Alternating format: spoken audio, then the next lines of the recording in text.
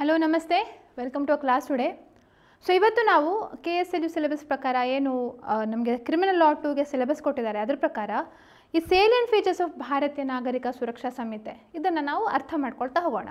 ಅಂದರೆ ಏನೇನು ಮುಖ್ಯವಾದ ವಿಚಾರಗಳು ಭಾರತೀಯ ನಾಗರಿಕ ಸುರಕ್ಷಾ ಸಂಹಿತೆ ಏನು ಅಂಥ ವಿಚಾರವನ್ನು ಹೇಳುತ್ತೆ ಅಂತ ಹೇಳುವಂಥದ್ದು. ಒಂದು ಬೇಸಿಕಲಿ ನಾವು ಈಗ ಇಲ್ಲಿ ಹಲವಾರು ಪಾಯಿಂಟ್ಸ್ಗಳನ್ನು ನಾವು ಕಾಣ್ತೇವೆ ಅಲ್ವಾ.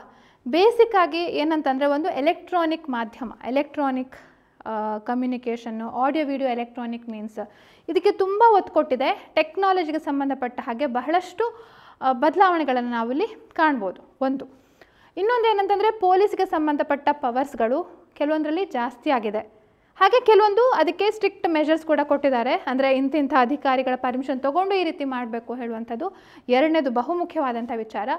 ಇನ್ನು ಮೂರನೇದು ಟೈಮ್ ಲೈನ್ಸ್ ಕೊಟ್ಟಿದ್ದಾರೆ, ಡೆಡ್ ಲೈನ್ಸ್. ಇಂತಿಷ್ಟು ಸಮಯದಲ್ಲಿ ಇಂತಿಷ್ಟು ಇದು ಪ್ರೊಸೆಸ್ ಆಗಬೇಕು, ಜಡ್ಜ್ಮೆಂಟ್ ಇಷ್ಟು ದಿನದಲ್ಲಿ ಕೊಡಬೇಕು, ಚಾರ್ಜ್ ಇಷ್ಟು ದಿನದಲ್ಲಿ ಫ್ರೇಮ್ ಮಾಡಬೇಕು ಹೇಳುವಂಥದ್ದು ಅದನ್ನು ಕೂಡ ನಾವು ಕಾಣ್ತೇವೆ. ಇನ್ನು ಈ ಪ್ರೊಕ್ಲೇಮ್ಡ್ ಅಫೆಂಡರ್ಸ್ ಇದಕ್ಕೆ ಸಂಬಂಧಪಟ್ಟ ಹಾಗೆ ಕೆಲವೊಂದು ಪ್ರಾಪರ್ಟಿಯನ್ನು ಐಡೆಂಟಿಫೈ ಮಾಡುವಂಥದ್ದು, ಅಟ್ಯಾಚ್ ಮಾಡುವಂಥದ್ದು ಅಥವಾ ಅವರ ಆಬ್ಸೆನ್ಸಲ್ಲಿ ಟ್ರಯಲ್ ಮಾಡುವಂಥದ್ದು ಅದೆಲ್ಲ ಕೂಡ ಒಂದು ಮುಖ್ಯವಾದ ವಿಚಾರ ಹೇಳ್ಬೋದು. ಇನ್ನು 5ನೇ ಪಾಯಿಂಟ್ ಅಂದರೆ ವಿಕ್ಟಿಮ್ಸ್ಗಳ ಸಂಬಂಧಪಟ್ಟ ಹಾಗೆ ಹಲವಾರು ಬದಲಾವಣೆಗಳನ್ನು ನೀಡಿದ್ದಾರೆ. ಅಂದರೆ ಅವರಿಗೆ ಪೂರಕವಾಗುವ ಹಾಗೆ ಹೆಲ್ಪನ್ನು ಆಗುವ ಹಾಗೆ, ಅಂದರೆ ಅವರಿಗೆ ಇನ್ವೆಸ್ಟಿಗೇಷನ್ ಎಲ್ಲಿ ತನಕ ಬಂತು ಹೇಳುವಂಥದ್ದು ಅಥವಾ ಲೈಕ್ ಕಾಪೀಸ್ಗಳನ್ನು ಸಪ್ಲೈ ಮಾಡುವಂಥದ್ದು ಇದ್ರ ಬಗ್ಗೆ ಎಲ್ಲ ನಾವು ಮುಖ್ಯವಾಗಿ ನೋಡ್ಬೋದು. ಒಂದು ಟೈಮ್ ಲೈನು, ಇನ್ನೊಂದು ಎಲೆಕ್ಟ್ರಾನಿಕ್ ಕಮ್ಯುನಿಕೇಷನು, ಇನ್ನೊಂದು ಪೊಲೀಸ್ ಪವರ್ಸು, ಇನ್ನೊಂದು ವಿಕ್ಟಿಮ್ ಸೆಂಟ್ರಿಕ್ ಅಪ್ರೋಚು, ಹಾಗೆ ಪ್ರೊಕ್ಲೇಮ್ಡ್ ಅಫೆಂಡರ್ಸ್ಗೆ ಸಂಬಂಧಪಟ್ಟಾಗೆ ಹಲವಾರು ವಿಚಾರಗಳು.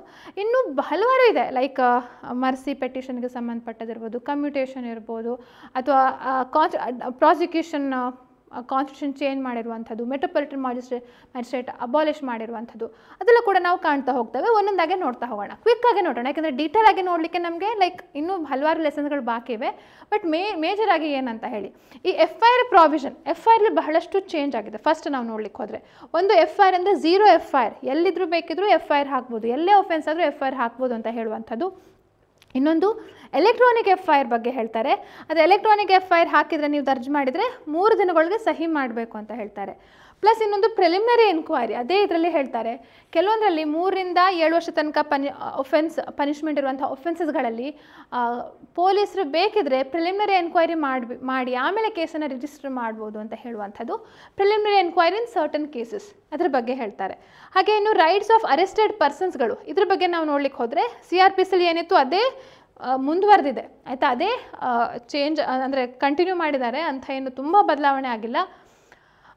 ಜಸ್ಟ್ ಇಲ್ಲಿ ನಾವು ನೋಡುವಂಥದ್ದಂದರೆ ಹೆಂಗಸರ ಸಂಬಂಧವಾಗಿ ಯಾವ ರೀತಿ ಅರೆಸ್ಟ್ ಮಾಡುವಂಥದ್ದು ಅಥವಾ ಇನ್ಫಾರ್ಮೇಷನ್ ಕೆಲವರಿಗೆ ಮಾಹಿತಿಯನ್ನು ನೀಡಬೇಕು ಅರೆಸ್ಟ್ ಆದಾಗ ಹೇಳುವಂಥದ್ದು, ಅದಕ್ಕೆ ಇನ್ನೂ ಸ್ವಲ್ಪ ಜಾಸ್ತಿ ಒತ್ತು ಕೊಟ್ಟಿದ್ದಾರೆ. ಅರೆಸ್ಟ್ ಆದ ವ್ಯಕ್ತಿಗಳದ್ದು ಡಿಜಿಟಲ್ ರೆಕಾರ್ಡ್ಗಳನ್ನು ಮೇಂಟೈನ್ ಮಾಡಬೇಕು ಹೇಳುವಂಥದ್ದು ಅದೆಲ್ಲ ಕೂಡ ನಾವಿಲ್ಲಿ ಕಾಣ್ತೇವೆ ಆಯಿತಾ. ಸೊ ಹಾಗೆ ಈ ಪೊಲೀಸ್ ಕಸ್ಟಡಿಗೆ ಸಂಬಂಧಪಟ್ಟ ಹಾಗೂ ಕೆಲವೊಂದು ವಿಚಾರಗಳು ಇದು ಮಾಡಿದ್ದಾರೆ. ಪೊಲೀಸ್ ಕಸ್ಟಡಿ 15 ದಿನ ಅಂತ ಇತ್ತು ಮೊದಲು, ಈಗ ಆ ಮ್ಯಾಂಡೇಟರಿ ರಿಕ್ವೈರ್ಮೆಂಟನ್ನು ತೆಗೆದಿದ್ದಾರೆ ಆಯಿತಾ, ಈ rights of the arrested person ಅಂತ ಬಂದಾಗ. ಸೊ ಲೈಕ್ ಡೀಟೇಲ್ ಆಗಿ ನೋಡೋಣ. Rights of the arrested person ಅಂತಲೇ ಹೇಳುವಂಥ ಸಪ್ರೇಟ್ ಚಾಪ್ಟರ್ನ ನಾವು ನೋಡಲಿಕ್ಕಿದೆ. ಬಟ್ ಅರ್ಥ ಮಾಡ್ಕೊಳ್ಳಿ, ಕೆಲವೊಂದರಲ್ಲಿ ಈಗ ರೈಟ್ಸ್ ಆಫ್ ಅರೆಸ್ಟೆಡ್ ಪರ್ಸನ್ ಅಂತ ಬಂದಾಗ ಮೊದಲು ಹ್ಯಾಂಡ್ ಕಫ್ ಯೂಸೇಜ್ ಬಗ್ಗೆ ಅಷ್ಟು ಉಲ್ಲೇಖ ಇರಲಿಲ್ಲ. ಆದರೆ ಈಗ ನಿರ್ದಿಷ್ಟವಾಗಿ ಪರ್ಟಿಕ್ಯುಲರ್ ಒಫೆನ್ಸಸ್ಗಳು 10 ವರ್ಷಕ್ಕಿಂತ ಜಾಸ್ತಿ ಪನಿಷ್ಮೆಂಟ್ ಇರುವಂಥ ಒಫೆನ್ಸ್ಗಳಿಗೆಲ್ಲ ಅಥವಾ ಓಡ್ ಹೋಗುವಂಥ ವ್ಯಕ್ತಿಗಳಿರ್ತಾರೆ ಅಂಥವರಿಗೆ ಸಂಬಂಧಪಟ್ಟ ಹಾಗೆ ಕಸ್ಟಡಿಯಲ್ಲಿ ಲೈಕ್ ಹ್ಯಾಬಿಚುವಲ್ ಒಫೆಂಡರ್ಸು ಅಂಥವರಿಗೆಲ್ಲ ಹ್ಯಾಂಡ್ ಕಫನ್ನು ಉಪಯೋಗಿಸ್ಬೋದು ಅಂತ ಹೇಳ್ತಾರೆ. ಸೊ ಅದನ್ನು ಕೂಡ ನಾವಿಲ್ಲಿ ತೊಗೊಳ್ಬೋದು ರೈಟ್ಸ್ ಆಫ್ ಅರೆಸ್ಟೆಡ್ ಪರ್ಸನ್ ಇದರಲ್ಲಿ. ಸುಪ್ರೀಂ ಕೋರ್ಟ್ನ ಅಗೇನ್ಸ್ಟ್ ಜಡ್ಜ್ಮೆಂಟ್, ಸುಪ್ರೀಂ ಕೋರ್ಟ್ನ ಜಡ್ಜ್ಮೆಂಟು ಹ್ಯಾಂಡ್ ಕಫ್ ಯೂಸೇಜ್ಗೆ ಅಗೇನ್ಸ್ಟ್ ಇತ್ತು. ಆದರೂ ಅದರ ವಿರುದ್ಧವಾಗಿ ಈಗ ಇದೊಂದು ಪ್ರಾವಿಷನ್ ಇನ್ಕ್ಲೂಡ್ ಮಾಡಿದ್ದಾರೆ ಆ್ಯಕ್ಚುಲಿ. ಸೊ ಅದೊಂದು ಇಂಪಾರ್ಟೆಂಟ್ ಇದೆ ಅಂತ ಹೇಳ್ಬೋದು. ಅಂದರೆ ಚೇಂಜ್ ಅಂತ ಅಲ್ಲ, ಈಗ ಕೆಲವೊಂದು ಚೇಂಜಸ್ ಹಾಗೆ ಕಂಟಿನ್ಯೂ ಆಗಿದೆ. ಕೆಲವೊಂದು CRPCಲಿ ಏನಿತ್ತು ಅದನ್ನೇ ಮುಂದುವರಿಸಿದ್ದಾರೆ ಆಯಿತಾ. ಸಂಪೂರ್ಣವಾಗಿ ಎಲ್ಲದೂ ಚೇಂಜ್ ಆಗಲಿಲ್ಲ, ಬಟ್ ಅದಕ್ಕೆ ಇನ್ನೂ ಲೈಕ್ ಪಾಲಿಷ್ ಮಾಡಿದ್ದಾರೆ. ಕೆಲವೊಂದು ಟೈಮ್ ಲೈನ್ ಫಿಕ್ಸ್ ಮಾಡಿದ್ದಾರೆ.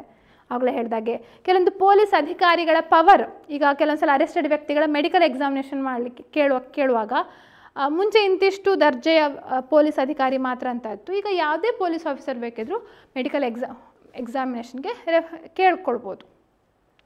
ಇನ್ನು ಫಾರಿನ್ ಇನ್ವೆಸ್ಟಿಗೇಷನ್ ಅಂತ ಬಂತು. ಈ ಫಾರಿನ್ ಇನ್ವೆಸ್ಟಿಗೇಷನ್ ಅಂತ ಸಂಬಂಧಪಟ್ಟ ಹಾಗೆ ಫಾರೆನ್ಸಿಕ್ ಇನ್ವೆಸ್ಟಿಗೇಷನ್ ಅಂಥ ಸಂದರ್ಭದಲ್ಲಿ ಈ ವಿಧಿವಿಜ್ಞಾನ ಪ್ರಯೋಗಾಲಯ ಲೈಕ್ ಈ ಥಂಬ್ ಇಂಪ್ರೆಷನ್ನು ಅಥವಾ DNA ಕಲೆಕ್ಷನ್, ಸ್ಯಾಂಪಲ್ ಕಲೆಕ್ಷನ್ ಈ ರೀತಿಯೆಲ್ಲ ಇನ್ವೆಸ್ಟಿಗೇಷನ್ ಮಾಡುವಾಗ ಕಂಪಲ್ಸರ್ಲಿ ಅದು ಆಡಿಯೋ ವಿಡಿಯೋ ಎಲೆಕ್ಟ್ರಾನಿಕ್ ಮೆಥಡ್ ಮುಖಾಂತರ ಮಾಡಬೇಕು ಅಂತ ಹೇಳ್ತಾರೆ. ಪ್ಲಸ್ ಕೆಲವೊಂದು ಒಫೆನ್ಸಸ್ಗಳಿಗೆ, ಸೀರಿಯಸ್ ಒಫೆನ್ಸ್ಗಳಿಗೆ, ಯಾವುದು 7 ವರ್ಷಕ್ಕಿಂತ ಜಾಸ್ತಿ ಪನಿಷ್ಮೆಂಟ್ ಇರುವಂಥ ಒಫೆನ್ಸ್ಗಳಿಗೆ ಕಡ್ಡಾಯವಾಗಿ ಫಾರೆನ್ಸಿಕ್ ಇನ್ವೆಸ್ಟಿಗೇಷನ್ ಮಾಡಬೇಕು ಅಂತ ಹೇಳುವಂಥ ನಿರ್ಬಂಧವನ್ನು BNSS ವಿಧಿಸಿದೆ.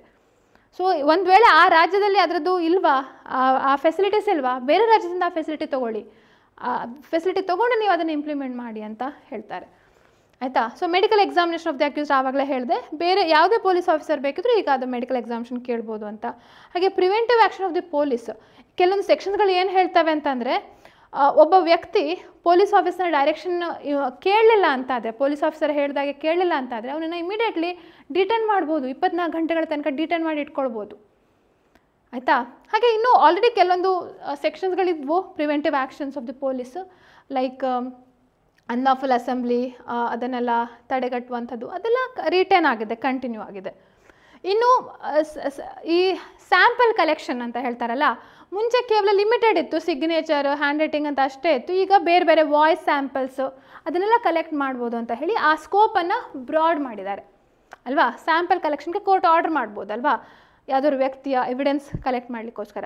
ಈಗ ಕೇವಲ ಸಿಗ್ನೇಚರ್, ಹ್ಯಾಂಡ್ ರೈಟಿಂಗ್ ಅಷ್ಟೇ ಅಲ್ಲ, ಅದು ಲೈಕ್ ಜಾಸ್ತಿ ಆಗಿದೆ ಅಂತ ಹೇಳಿ. ಇನ್ನು ಹಲವಾರು ವಿಚಾರಗಳಲ್ಲಿ ಟೈಮ್ ಲೈನ್ಸನ್ನು ಇಂಟ್ರೊಡ್ಯೂಸ್ ಮಾಡಿದ್ದಾರೆ. ಲೈಕ್ 1-2 ಅಲ್ಲ, ತುಂಬ ಕಡೆ ಇದೆ ಆಯಿತಾ. ತುಂಬ ಕಡೆ ಈಗ ಒಂದು ಕಮಿಟ್ ಪ್ರೊಸೀಡಿಂಗ್ಸ್ ಮ್ಯಾಜಿಸ್ಟ್ರೇಟ್ ಕೋರ್ಟಿಂದ ಸೆಷನ್ಸ್ ಕೋರ್ಟಿಗೆ ಕಮಿಟಲ್ ಆಗುವಾಗ 90 ದಿನದೊಳಗೆ ಕಮಿಟಲ್ ಮಾಡಬೇಕು ಅಂತ ಹೇಳ್ತಾರೆ. ಅಥವಾ ಅಕ್ಯೂಸ್ ಮತ್ತು ವಿಕ್ಟಿಮ್ಗೆ ಪೊಲೀಸ್ ರಿಪೋರ್ಟ್ನ ಇದೇನಿರುತ್ತೆ ಅದ್ರ ಕಾಪಿ 14 ದಿನದೊಳಗೆ ನೀಡಬೇಕಂತ ಹೇಳ್ತಾರೆ. ಅಥವಾ ಕೆಲವೊಂದು ಸಲ ಡಿಸ್ಚಾರ್ಜ್ ಅಪ್ಲಿಕೇಶನ್, ಅದು ಸೆಷನ್ಸ್ ಟ್ರಯಲ್ ಇರಲಿ ಅಥವಾ ವಾರೆಂಟ್ ಟ್ರಯಲ್ ಇರಲಿ, ಡಿಸ್ಚಾರ್ಜ್ ಅಪ್ಲಿಕೇಶನ್ ಅಕ್ಯೂಸ್ಡ್ ಹಾಕ್ಬೋದು, 60 ದಿನಗಳಿಗೆ ಹಾಕಬೇಕಂತ ಹೇಳ್ತಾರೆ. ಹಾಗೆ ಚಾರ್ಜಸ್ ಮ್ಯಾಜಿಸ್ಟ್ರೇಟ್ ಅಥವಾ ಸೆಷನ್ಸ್ ಕೋರ್ಟ್ ಚಾರ್ಜಸನ್ನು ಫ್ರೇಮ್ ಮಾಡುವಾಗ 60 ದಿನದೊಳಗೆ ಚಾರ್ಜಸನ್ನು ಫ್ರೇಮ್ ಮಾಡಬೇಕಂತ ಇದೆ. ಜಜ್ಮೆಂಟನ್ನು ಸೆಷನ್ಸ್ ಕೋರ್ಟು 30 ದಿನದೊಳಗೆ ನೀಡಬೇಕು, ಹೆಚ್ಚು ಅಂದರೆ 45 ಡೇಸಲ್ಲಿ ಜಜ್ಮೆಂಟನ್ನು ನೀಡಬೇಕಂತ ಹೇಳ್ತಾರೆ. ಹಾಗೆ ಮ್ಯಾಕ್ಸಿಮಮ್ 2 ಅಡ್ಜರ್ಮೆಂಟ್ಸ್ಗಿಂತ ಜಾಸ್ತಿ ತೊಗೊಳ್ಳಿಕ್ಕಿಲ್ಲ ಅಂತ ಹೇಳ್ತಾರೆ. ಅಥವಾ ಪ್ಲೀ ಬಾರ್ಗೇನಿಂಗ್ ಮಾಡುವಾಗ ಲೈಕ್ 30 ದಿನಗಳೊಳಗೆ ಅವರು ಅದನ್ನು ಅಪ್ಲಿಕೇಶನ್ ಹಾಕಬೇಕು ಅಂತ. ಸೊ ಇದೊಂದು ಜಸ್ಟ್ ಎಕ್ಸಾಂಪಲ್ಸು. ಇನ್ನು ಹಲವಾರು ರೀತಿ, ಈಗ ನಾನು ಹೇಳ್ದಲ್ಲ, ಎಲೆಕ್ಟ್ರಾನಿಕ್ FIR ನೀಡೋದಾದರೆ 3 ದಿನದೊಳಗೆ ಸಹಿ ಮಾಡಬೇಕು, ಪ್ರಿಲಿಮಿನರಿ ಎನ್ಕ್ವೈರಿ ಆದರೆ 14 ದಿನದೊಳಗೆ ಮಾಡಬೇಕು. ಇನ್ನು ಸೆಕ್ಷುವಲ್ ಒಫೆನ್ಸ್ಗಳಿಗೆಲ್ಲ CRPCಲೂ ಇತ್ತು, ಇಂತಿಷ್ಟು ದಿನದಲ್ಲಿ ಚಾರ್ಜಸ್ ಫ್ರೇಮ್ ಮಾಡಬೇಕು, ಇನ್ವೆಸ್ಟಿಗೇಷನ್ ಆಗಬೇಕು ಅಥವಾ ಟ್ರಯಲ್ ಆಗಬೇಕು, ಅಪೀಲ್ ಇಷ್ಟರಲ್ಲಿ ಮುಗಿಬೇಕು ಹೇಳುವಂಥದ್ದೆಲ್ಲ ಟೈಮ್ ಲಿಮಿಟ್ ಇತ್ತು. ಅದು ಇನ್ನೂ ಕಂಟಿನ್ಯೂ ಆಗ್ತಾ ಇದೆ ಆಯಿತಾ. ಸೊ ಇದೊಂದು ಟೈಮ್ ಲೈನ್ಸ್ ಅಂತ ಹೇಳ್ಬೋದು. ಇನ್ನು ಬೇರೆ ರೀತಿಯ ಇದು ನಾವು ನೋಡ್ಲಿಕ್ಕೆ ಹೋದರೆ,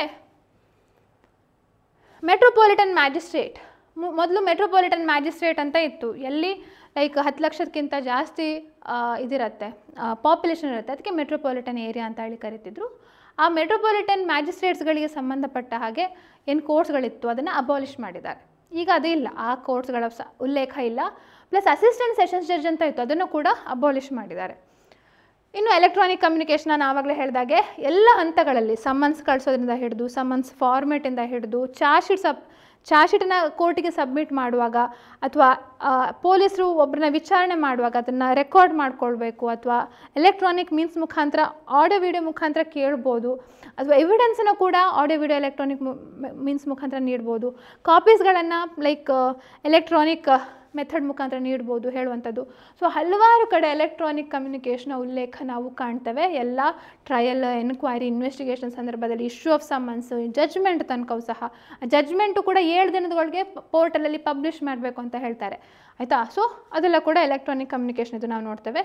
ಹಾಗೆ ಅಂಡರ್ ಟ್ರಯಲ್ ಪ್ರಿಸ್ನರ್ಸ್ಗೆ ಸಂಬಂಧಪಟ್ಟ ಹಾಗೆ ಮೊದಲು ಒಂದು ಕಾನೂನಿತ್ತು, ಮ್ಯಾಕ್ಸಿಮಮ್ ಅವನು ಯಾವುದಕ್ಕೆ ಪ್ರಿಸನಲ್ಲಿದ್ದಾನೆ, ಇನ್ನು ಅಂಡರ್ ಟ್ರಯಲ್ ಆಗಿದ್ದಾನೆ, ಅದ್ರದ್ದು ಮ್ಯಾಕ್ಸಿಮಮ್ ಪನಿಷ್ಮೆಂಟ್ ಎಷ್ಟು, ಅದ್ರದ್ದು ಅರ್ಧಕ್ಕಿಂತ ಜಾಸ್ತಿ ಪನಿಷ್ಮೆಂಟ್ ಅವನು ಕಳೆದಿದ್ದರೆ ಅವನನ್ನು ಬಿಡುಗಡೆ ಮಾಡಬೇಕು ಅಂತ ಒಂದು ಕಾನೂನಿತ್ತು CRPCಲೇ. ಈಗ ಅದಕ್ಕೆ ಇನ್ನೊಂದು ಎಕ್ಸ್ಟ್ರಾ ಪ್ರಾವಿಷನ್ ಆ್ಯಡ್ ಮಾಡಿದ್ದಾರೆ. ಏನಂತಂದರೆ, ಅವನು ಒಂದು ವೇಳೆ ಪ್ರಪ್ರಥಮವಾಗಿ ಒಫೆನ್ಸ್ ಮಾಡಿದರೆ, ಫಸ್ಟ್ ಟೈಮ್ ಒಫೆಂಡರ್ ಆಗಿದ್ದರೆ, ಆವಾಗ 1/3 ಪನಿಷ್ಮೆಂಟ್ ಕಳೆದಿದ್ರೂ ಸಹ, 1/3 ಭಾಗದಷ್ಟು ಎಷ್ಟು ಮ್ಯಾಕ್ಸಿಮಮ್ ಪನಿಷ್ಮೆಂಟ್ ಇದೆ ಅದರದ್ದು 1/3 ಭಾಗದಷ್ಟು ಪನಿಷ್ಮೆಂಟ್ ಕಳೆದಿದ್ರೂ ಸಹ ಅವನನ್ನು ಬಿಡುಗಡೆ ಮಾಡ್ಬೋದು ಅಂತ ಹೇಳ್ತಾರೆ. ಹಾಗೆ ಬೇಲ್ಗೆ ಸಂಬಂಧಪಟ್ಟ ಹಾಗೆ ನಾವು ಸೇಮ್ ಇದು ಕಂಟಿನ್ಯೂ ಆಗಿದೆ, ತುಂಬ ಏನು ಮೇಜರ್ ಚೇಂಜ್ ಆಗಲಿಲ್ಲ. ಪೊಲೀಸರಿಗೆ ಬೇಲ್ನ ಅಪೋಸ್ ಮಾಡುವಂತಹ ಕೆಲವೊಂದು ಗ್ರೌಂಡ್ಸನ್ನು ಒಂದು ಕಮ್ಮಿ ಮಾಡಿದ್ದಾರೆ. ಬಿಟ್ಟರೆ ಅಂಥ ತುಂಬ ಮೇಜರ್ ಚೇಂಜ್ ಬೇಲಲ್ಲಿ ನಾವು ನೋಡೋದಕ್ಕಿಂತ ಈ ಅಂಡರ್ಟೈರ್ಡ್ ಪ್ರಿಸನರ್ಸ್ಗೆ ಜಾಸ್ತಿ, ಅದರಲ್ಲಿ ಒಂದು ಮೇಜರ್ ಚೇಂಜ್ ಅಂತ ಹೇಳಿ ಕಾಣ್ಬೋದು. ಹಾಗೆ ಮರ್ಸಿ ಪೆಟಿಷನ್ಸ್ ಅಂತ ನಾವು ನೋಡೋದಾದರೆ ಡೆತ್ ಸೆಂಟೆನ್ಸ್ ಆದಾಗ ಸಿ ಆರ್ ಪಿ ಸಿಲಿ ಇರಲಿಲ್ಲ, ಭಾರತೀಯ ನಾಗರಿಕ ಸುರಕ್ಷಾ ಸಮಿತಿಯಲ್ಲಿ ಹೊಸ ಇದನ್ನು ಇನ್ಕ್ಲೂಡ್ ಮಾಡಿದ್ದಾರೆ. ಡೈರೆಕ್ಟಾಗಿ ಪ್ರೆಸಿಡೆಂಟ್ ಅಥವಾ ಗವರ್ನರ್ಗೆ ಅವರು ಜೈಲರ್ ಮುಖಾಂತರ ಕಳಿಸ್ಕೊಡ್ಬೋದು, ನಮಗೆ ಕ್ಷಮಾದಾನವನ್ನು ನೀಡಿ ಅಂತ ಹೇಳಿ ಪೆಟಿಷನ್ ಹಾಕ್ಬೋದು ಅಂತ ಹೇಳಿ ಒಂದು ಹೊಸ ಪ್ರಾವಿಷನ್ ಇನ್ಕ್ಲೂಡ್ ಮಾಡಿದ್ದಾರೆ. ಇನ್ನು ವಿಕ್ಟಿಮ್ಗೆ ಸಂಬಂಧಪಟ್ಟ ಹಾಗೂ ಹಲವಾರು ಪ್ರಾವಿಷನ್ಸ್ ಇದೆ. ವಿಟ್ನೆಸ್ ಪ್ರೊಟೆಕ್ಷನ್ ಸ್ಕೀಮ್ ಅಂತ ಇದೆ, ವಿಕ್ಟಿಮ್ ಕಾಂಪನ್ಸೇಷನ್ ಸ್ಕೀಮ್ ಅಂತ ಆಲ್ರೆಡಿ ಇತ್ತು. ಹಾಗೆ ವಿಕ್ಟಿಮ್ಗೆ ಎಷ್ಟು ಪ್ರೋಗ್ರೆಸ್ ಆಗಿದೆ ಇನ್ವೆಸ್ಟಿಗೇಷನ್ ಅಂತ ಹೇಳಿ ತಿಳಿಸ್ಬೇಕು, ಅಥವಾ ವಿಕ್ಟಿಮನ್ನು ಕೇಳದೆ ಪ್ರಾಸಿಕ್ಯೂಷನ್ನ ವಿಡ್ರಾ ಮಾಡಲಿಕ್ಕಿಲ್ಲ, ಅಥವಾ ವಿಕ್ಟಿಮ್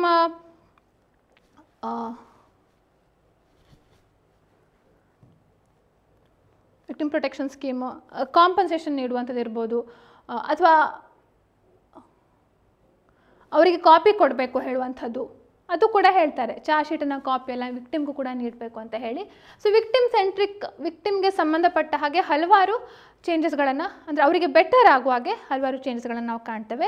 ಇನ್ನು ಅಟ್ಯಾಚ್ಮೆಂಟ್ ಆಫ್ ದಿ ಪ್ರಾಪರ್ಟಿ, ಇದೆಲ್ಲ ಏನಿದೆಲ್ಲ ಪ್ರೊಸೀಡ್ಸ್ ಆಫ್ ದಿ ಕ್ರೈಮ್, ಪ್ರೊಕ್ಲೇಮ್ಡ್ ಅಫೆಂಡರು, ಇದೆಲ್ಲ ಅವರಿಗೆ ಸಂಬಂಧಪಟ್ಟದ್ದು. ಯಾರು ಪ್ರೊಕ್ಲೇಮ್ಡ್ ಅಫೆಂಡರ್ ಇರ್ತಾರೆ ಅವರು ಬೇರೆ ದೇಶದಲ್ಲಿ ಒಂದು ವೇಳೆ ಅವರ ಪ್ರಾಪರ್ಟಿ ಇದ್ದರೆ ಅದನ್ನು ಹುಡುಕಿ ಐಡೆಂಟಿಫೈ ಮಾಡಿ ಆ ಪ್ರಾಪರ್ಟಿನ ಅಟ್ಯಾಚ್ ಮಾಡುವಂಥ ಒಂದು ಹೊಸ ಸೆಕ್ಷನ್ ಆ್ಯಡ್ ಮಾಡಿದ್ದಾರೆ. ಹಾಗೆ ಪ್ರೊಕ್ಲೇಮ್ಡ್ ಅಫೆಂಡರ್ಗೆ ಸಂಬಂಧಪಟ್ಟ ಹಾಗೆ ಅವನ ಆಬ್ಸೆನ್ಸಲ್ಲೂ ಕೂಡ ಟ್ರಯಲ್ ಮಾಡ್ಬೋದು ಅಂತ ಹೇಳುವಂಥದ್ದು ಪ್ರೊಕ್ಲೇಮ್ಡ್ ಅಫೆಂಡರ್ ವಿಚಾರವಾಗಿ. ಹಾಗೆ ಪ್ರೊಕ್ಲೇಮ್ಡ್ ಅಫೆಂಡರ್ ಯಾರು ಅಂತ ಹೇಳಿ ಪರ್ಟಿಕ್ಯುಲರ್ ಆಗಿ ಡೆಫಿನಿಷನ್ಸ್ಗಳನ್ನು ಕೊಟ್ಟಿದ್ದಾರೆ. ಇಂತಿಷ್ಟು ಪನಿಷ್ಮೆಂಟ್ಸ್ಗಳಿಗಿಂತ ಜಾಸ್ತಿ ಇಂತಿಂಥ ಅಫೆನ್ಸ್ ಮಾಡಿದಿದ್ರೆ ಇಂತಿಂಥವರು ಪ್ರೊಕ್ಲೇಮ್ಡ್ ಅಫೆಂಡರ್ಗಳಾಗ್ತಾರೆ ಅಂತ ಹೇಳುವಂಥದ್ದು. ಸೊ ಅದೊಂದು ಹೇಳಿದ್ದಾರೆ. ಹಾಗೆ ಪ್ರೊಸೀಡ್ಸ್ ಆಫ್ ದಿ ಕ್ರೈಮ್ಗೆ ಸಂಬಂಧಪಟ್ಟ ಹಾಗೆ ಯಾವ್ದಾದ್ರು ಕಳ್ಳತನದಿಂದ, ಕ್ರೈಮಿಂದ ಕೆಲವೊಂದು ದುಡ್ಡು ಬಂದಿದೆ, ಕೋರ್ಟ್ ಹತ್ರ ಇದೆ, ಕ್ರೈಮ್ ಮಾಡಿ ಕೆಲವೊಂದು ಸಾಧನಗಳಿವೆ, ಅವುಗಳನ್ನು ಹೇಗೆ ಡಿಸ್ಪೋಸ್ ಮಾಡುವಂಥದ್ದು, ಅದನ್ನು ಹೀಗೆ ಡಿಸ್ಪೋಸ್ ಮಾಡಿ ಅಂತ ಹೇಳಿ ಈ ಪೊಲೀಸೆಲ್ಲ ಅದಕ್ಕೆ ಅರ್ಜಿ ಹಾಕಿ ಅದನ್ನು ಡಿಸ್ಪೋಸ್ ಮಾಡಿಬಿಡ್ಬೋದು. ಸೊ ಅದನ್ನು ಕೂಡ ಹೊಸದಾಗಿ ಒಂದು ಕಾನ್ಸೆಪ್ಟನ್ನು ಇಂಟ್ರೊಡ್ಯೂಸ್ ಮಾಡಿದ್ದಾರೆ. ಸೊ ಇದೆಲ್ಲ ಕೂಡ ಭಾರತೀಯ ನಾಗರಿಕ ಸುರಕ್ಷಾ ಸಮಿತಿಗೆ ಸಂಬಂಧಪಟ್ಟ ಹಾಗೆ ಸೇಲಿಯಂಟ್ ಫೀಚರ್ಸ್ ಅಂತ ಹೇಳಿ ಹೇಳ್ಬೋದು. ಇನ್ನು ನಾವು ಡೀಟೇಲ್ ಆಗಿ ಆ ಸೆಕ್ಷನ್ಗಳನ್ನು ಓದ್ತಾ ಹೋದಾಗೆ ನಮಗೆ ಇನ್ನೂ ಅರ್ಥ ಆಗುತ್ತೆ. ಆಮೇಲೆ ನಿಮಗೆ ಈ ಕ್ಲಾಸ್ ಕೇಳಿದರೆ then it would be more ಇನ್ನೂ ಪ್ರಾಪರಾಗಿ ಅರ್ಥ ಆಗಬಹುದು. ಆಯಿತಾ? ವೆರಿ ಶಾರ್ಟ್ ಆಗಿ ಹೇಳಿದ್ದಾನೆ, ಯಾಕೆಂದರೆ ಎಕ್ಸಾಮಲ್ಲಿ ನೀವು ಇಷ್ಟೇ ಪಾಯಿಂಟ್ ಬೈ ಪಾಯಿಂಟ್ ಹೀಗೆ ಬರೆದ್ರೆ ಸಾಕು. ಲೈಕ್ FIR ಅದು 2-3 ಪ್ರಾವಿಷನ್ಸ್, ಇದು ಲೈಕ್ 2-3 ಪ್ರಾವಿಷನ್ಸ್ ಹಾಗೆ ಬರಿತಾ ಹೋದಾಗೆ ನಿಮಗೆ ಸುಲಭ ಆಗ್ತಾ ಹೋಗುತ್ತೆ. Okay, I hope this is clear. ನಿಮ್ಗೆ ಅರ್ಥ ಆಗಿದೆ ಅಂತ ತಿಳ್ಕೊಂಡಿದ್ದಾನೆ.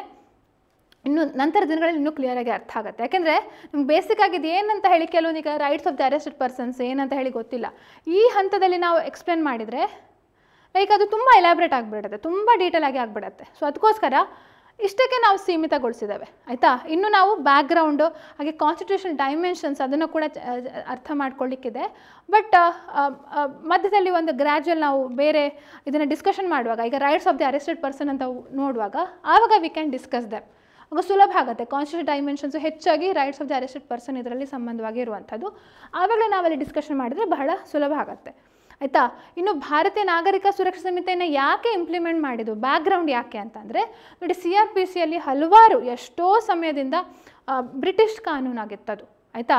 1973ಯಲ್ಲಿ ಮತ್ತೆ ಇಂಟ್ರೊಡ್ಯೂಸ್ ಮಾಡಿದರು CRPC. ಈಗ IPC ಎಲ್ಲಾದರೆ ಲೈಕ್ 1860 ಆ ಸಂದರ್ಭದಲ್ಲಿ. CRPC ಅದು 1973ಯಲ್ಲಿ ಮಾಡಿದರು. ಪ್ಲಸ್ ಕಾಲಕ್ಕೆ 2018, 2013 ಆವಾಗಲೆಲ್ಲ ಅಮೆಂಡ್ಮೆಂಟ್ಗಳು ಆಗ್ತಾನೇ ಇದ್ವು. ಆದರೂ ಸಹ ಎಷ್ಟೋ ಪ್ರಾವಿಷನ್ಸ್ಗಳು ಅದನ್ನು ಇಂಡಿಯನೈಸೇಷನ್ ಮಾಡಬೇಕು ಹೇಳುವಂಥ ಕಾರಣಕ್ಕೆ. ಓಕೆ, ಅಂದರೆ ಒಂದು ಆಧುನಿಕತೆ ಟೆಕ್ನಾಲಜಿಗೆ ಬೇಕು. ಈಗ ಟೆಕ್ನಾಲಜಿ ಎಷ್ಟೋ ಕಡೆ ಏನಾಗುತ್ತೆ, ನಾವು ಒಂದು ಜಸ್ಟ್ ಒಂದು ಇಮೇಲ್ ಮುಖಾಂತರ ಕಳಿಸುವಂಥದ್ದನ್ನು ಎಷ್ಟೋ 4-5 ದಿನಗಳು ತೊಗೊಂಡು ಲೇಟ್ ಆಗುತ್ತೆ ಅಲ್ವಾ? ಸೊ ಆ ಕಾರಣಕ್ಕೆ ಈ ಟೆಕ್ನಾಲಜಿಗೆ ಅಡಾಪ್ಟ್ ಆಗಬೇಕು ಹೇಳುವಂಥ ಒಂದು ಕಾರಣ. ಹಾಗೆ ಆದಷ್ಟು ಬೇಗ ಡಿಸ್ಪೋಸಲ್ ಆಫ್ ದಿ ಕೇಸನ್ನು ಆದಷ್ಟು ಬೇಗ ಡಿಸ್ಪೋಸ್ ಮಾಡಬೇಕು ಹೇಳುವಂಥ ಕಾರಣಕ್ಕೆ ಅದಕ್ಕೂ ಒಂದು ಕಾರಣ ಇರ್ಬೋದು. ಪ್ಲಸ್ ಪೊಲೀಸರಿಗೆ ಒಂದು ಕರೆಕ್ಟಾಗಿ ಪೊಲೀಸರು ಅಥವಾ ಬೇರೆ ಬೇರೆ ಇನ್ಸ್ಟಿಟ್ಯೂಷನ್ ಇದೆ ಅಲ್ವಾ, ಮ್ಯಾಜಿಸ್ಟ್ರೇಟ್ಸ್ಗಳಿವೆ, ಕೋರ್ಟ್ಸ್ಗಳಿವೆ, ಪ್ರಾಸಿಕ್ಯೂಷನ್ ಇದೆ, ಪೊಲೀಸ್ ಇದೆ, ಅವರಿಗೆಲ್ಲರಿಗೂ ಕೂಡ ಅವರವರ ರೋಲ್ಸನ್ನು ಡಿಫೈನ್ ಮಾಡಿ ಇಂತಿಂಥ ಕರ್ತವ್ಯಗಳು ನಿಮಗಿವೆ ಅಂತ ಹೇಳಿ ತೋರಿಸ್ಕೊಳ್ಳಿಕ್ಕೆ ಅದಕ್ಕೂ ಕೂಡ ಬೇಕಾಗತ್ತೆ ಇದೆಲ್ಲವೂ ಕೂಡ. ಸೊ ಆ ಕಾರಣಕ್ಕೆ ಭಾರತೀಯ ನಾಗರಿಕ ಸುರಕ್ಷಾ ಸಮಿತಿ ಅದನ್ನು ಹೊಸದಾಗಿ ಕಾನೂನು ತಂದಿದ್ದಾರೆ. ಆಯಿತಾ? ಸೊ ಲೈಕ್ ಜುಲೈ 1 2024 ಇದು ಜಾರಿಗೆ ಬಂತು. ಅದು ಡಿಸೆಂಬರ್ 2023 ಪ್ರೆಸಿಡೆನ್ಷಿಯಲ್ ಅಸೆಂಟ್ ಸಿಕ್ಕಿತ್ತು. ಸೊ ಒಂದು ಸಲ ಲೈಕ್ ಐ ಥಿಂಕ್ ಇನ್ನು ಆಗಸ್ಟ್ ಸೆಪ್ಟೆಂಬರ್ ಸಮಯದಲ್ಲಿ ಫಸ್ಟ್ ಡ್ರಾಫ್ಟನ್ನು ಇಂಟ್ರೊಡ್ಯೂಸ್ ಮಾಡಿದಿದ್ರು. ಬಟ್ ಆವಾಗ ಅದು ಜಾಯಿಂಟ್ ಪಾರ್ಲಿಮೆಂಟ್ರಿ ಕಮಿಟಿಗೆ ರೆಫರ್ ಆಗಿ ಸ್ವಲ್ಪ ಚೇಂಜಸನ್ನು ಸಜೆಸ್ಟ್ ಮಾಡಿದರು. ಮತ್ತು ಸೆಕೆಂಡ್ ಡ್ರಾಫ್ಟನ್ನು ಇಂಟ್ರೊಡ್ಯೂಸ್ ಮಾಡಿದರು. ಸೆಕೆಂಡ್ ಡ್ರಾಫ್ಟನ್ನು ಇಂಟ್ರೊಡ್ಯೂಸ್ ಮಾಡಿ ಆಮೇಲೆ ಸೆಷನ್ಸ್ಗೆ ಬಂದಾಗ ಆ ಸೆಷನ್ ಆಗುವಾಗ ಏನಾಗಿತ್ತು ಅಂದರೆ ತುಂಬ ಕೆಲವರು MPsಗಳನ್ನು ಸಸ್ಪೆಂಡ್ ಮಾಡಿದಿದ್ರು. ಏನೋ ಗಲಾಟೆ ಆಗ್ತಿದ್ದ ಹೇಳಿ ತುಂಬ ಜನ MPsಗಳನ್ನು ಸಸ್ಪೆಂಡ್ ಮಾಡಿದಿದ್ರು. ಆ ಸಂದರ್ಭದಲ್ಲಿ ಈ 3 ಕಾನೂನುಗಳನ್ನು ದೇ ಹ್ಯಾವ್ ಇಂಪ್ಲಿಮೆಂಟೆಡ್. ಆ ಸಂದರ್ಭದಲ್ಲಿ 3 ಕಾನೂನುಗಳನ್ನು ಪಾಸ್ ಮಾಡಿದ್ದಾರೆ. ಹಾಗೆ ಪಾಸ್ ಮಾಡಿ ಆಮೇಲೆ ಜುಲೈ 1, 2024 ಜಾರಿಗೆ ಬರುವಾಗೆ ಪ್ರೆಸಿಡೆನ್ಷಿಯಲ್ ಅಸೆಂಟ್ ಕೂಡ ಸಿಕ್ತು. 2 ಲೋಕಸಭೆ ರಾಜ್ಯಸಭೆಯಲ್ಲಿ ಪಾಸಾಗಿ ಪ್ರೆಸಿಡೆನ್ಷಿಯಲ್ ಅಸೆಂಟ್ ಕೂಡ ಸಿಕ್ಕಿ ಈಗ ಜುಲೈ 1, 2024 ಇದು ಜಾರಿಗೆ ಬಂದಿದೆ. ನಮ್ಮ ಹಳೆಯ CRPC, IPC ಮತ್ತು ಇಂಡಿಯನ್ ಎವಿಡೆನ್ಸ್ ಆ್ಯಕ್ಟ್ ಅದು ರಿಪೀಲ್ ಆಗಿದೆ. ಹೊಸ ಕಾನೂನುಗಳು ಈಗ ಚಾಲ್ತಿಲಿವೆ. ಇದು ಇದರ ಬ್ಯಾಕ್ಗ್ರೌಂಡ್. ಸೊ ಇಷ್ಟು ನಾವು ಅರ್ಥ ಮಾಡಿಕೊಂಡ್ರೆ ಪಾಯಿಂಟ್ ಬೈ ಪಾಯಿಂಟ್ ನಮಗೆ ಎಕ್ಸಾಮಲ್ಲಿ ಕೂಡ ಬರೀಲಿಕ್ಕೆ ಸುಲಭ. Okay, so this was all about today's class ಅಂತ ಹೇಳ್ತಾ ಮುಂದಿನ ವಿಡಿಯೋದಲ್ಲಿ ಮುಂದಿನ ಒಂದು ಹೊಸ ಟಾಪಿಕ್ನೊಂದಿಗೆ ನಿಮ್ಮನ್ನು ಭೇಟಿ ಆಗ್ತೇನೆ ಅಂತ ಹೇಳ್ತಾ ಇವತ್ತಿನ ಕ್ಲಾಸನ್ನು ಮುಗಿಸಿದ್ದೇನೆ. So thank you, take care and bye by.